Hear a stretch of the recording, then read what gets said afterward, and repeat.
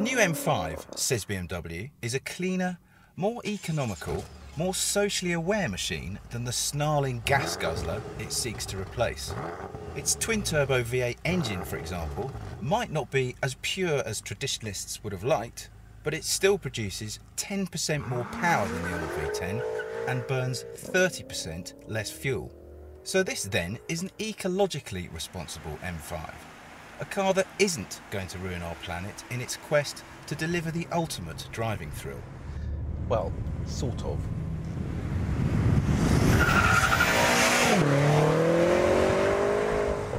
So, the hard points of the new BMW M5.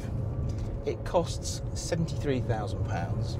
It has 552 bhp. It will get to 60 miles an hour in 4.4 seconds, and it's limited rather ridiculously to 155 miles an hour. But this car is so much more than that when you start driving it. So this engine, from the outside, it does sound the nuts. There is no doubt about that. But from the inside, I am a little bit disappointed that it doesn't make a bit more noise. This is full throttle in third gear. I mean, it's a nice enough noise, but I just want a bit more of it to tell me, to confirm to my ears that this is actually an M5. One thing that they didn't get right at all in the old car was the gearbox. It's the first time that they'd used a proper sequential gearbox in an M5, and they made a bit of a mess of it, but blimey, they have corrected that mistake this time. The gearbox in this car is fantastic, but you've actually got less selection modes. You had 5 last time, now you've only got 3, so they've kind of made it less complex. But the shift changes, the shift speeds, and just the smoothness of the way you can upshift or downshift is just amazing. The gearbox in this car is, for me, the standout item amongst quite a few good items. I've been trying to work out what this car feels like when you put your foot down and go up through the gears, and I've done it. It feels a little bit like the Bugatti Veyron in the way it just sucks the horizon towards you. And I guess you can't really pay BMW's engineers much more of a compliment than that, because, I don't know, an M5 that feels like a Veyron, that's mental, but it's true. Now, let's come to one of the crunch matters, which is how much this car weighs. 1,945 kilograms. That is ridiculous. Range Rovers used to weigh less than that not too long ago.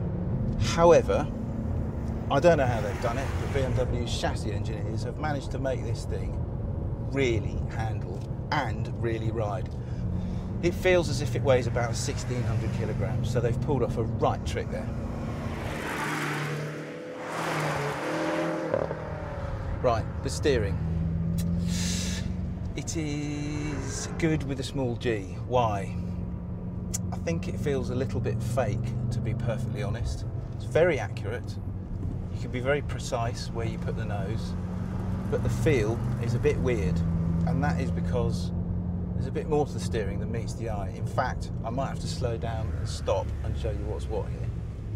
It's all to do with the M-Drive system, because you've now got 2 buttons which change not only the characteristics within the steering, but also the dampers and the throttle response and the gear change speed as well. So really, what you're ending up with is an electronic, artificial feel to the steering in all of its modes, and it never quite nails it in any of them.